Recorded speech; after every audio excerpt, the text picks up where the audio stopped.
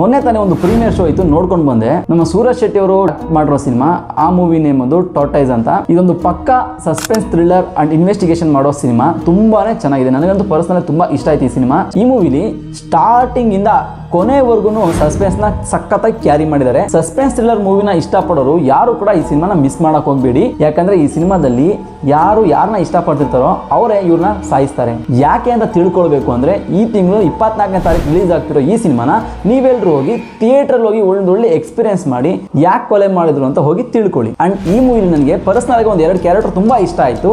ಅದು ಚಿಲ್ಲರ್ ಮಂಜು ಅವರು ಮತ್ತೆ ಡ್ರ್ಯಾಗನ್ ಅಂತ ಒಂದು ಕ್ಯಾರೆಕ್ಟರ್ ಬರುತ್ತೆ. ಇವರಿಬ್ರು ಬಂದ್ಮೇಲೆ ಸಿನಿಮಾದಲ್ಲಿ ಎಲ್ಲೆಲ್ಲಿ ಸಸ್ಪೆನ್ಸ್ ಆಗಿ ಸಿನಿಮಾ ಕರ್ಕೊಂಡು ಹೋಗ್ತಿರುತ್ತೋ ಅದೆಲ್ಲ ನಮಗೆ ಸಖತ್ತಾಗಿ ಒಳ್ಳೆ ಕಾಮಿಡಿ ಪಂಚ್ಗಳನ್ನ ಕೊಟ್ಟಿದ್ದಾರೆ, ಮಜವಾಗಿ ಮಾಡಿದ್ದಾರೆ. ನಿಮ್ಗೆಲ್ಲೂ ಕೂಡ ಹೊಸಬ್ರು ಸಿನಿಮಾ ಹೊಸ ಟೀಮ್ ಅಂತ ಅನ್ಸೋದೇ ಇಲ್ಲ.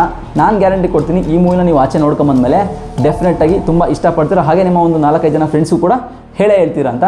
24ನೇ ತಾರೀಕು ರಿಲೀಸ್ ಇದೆ ಸಿನಿಮಾ, ಹೋಗಿ ಥಿಯೇಟ್ರಲ್ಲಿ ಹೋಗಿ ನೋಡಿ, ಒಂದು ಒಳ್ಳೆ ಎಕ್ಸ್ಪೀರಿಯನ್ಸ್ ಮಾಡ್ಕೊಂಡು ಬನ್ನಿ ಅಂತ ಹೇಳ್ತೀನಿ. ಇದೇ ಥರ ಹೊಸ ಸಿನಿಮಾ ಅಪ್ಡೇಟ್ಗಾಗಿ ನನ್ನ ಪೇಜ್ನ ಫಾಲೋ ಮಾಡ್ಕೊಳ್ಳಿ.